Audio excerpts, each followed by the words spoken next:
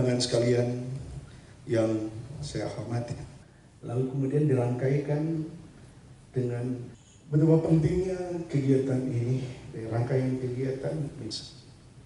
Hari ini kegiatannya dari pagi, musyawarah wilayah, Ikatan Pembimbing Kemasyarakatan Indonesia, Sumatera Selatan.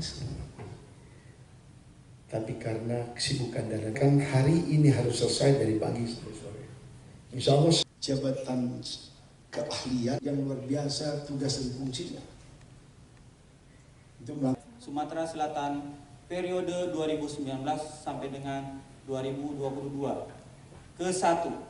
Ada 9 ya. Ada ditempatkan di Muara Enim, ada ditempatkan di Lubuk Linggau, ada ditempatkan di LP1. Jadi kenapa mereka ditempatkan di Sumatera Selatan? Mereka tahu kalau masyarakat selatan ini pasti berhasil untuk menjinakkan hal semacam itu. Apalagi mereka tidak terlalu tidak militan.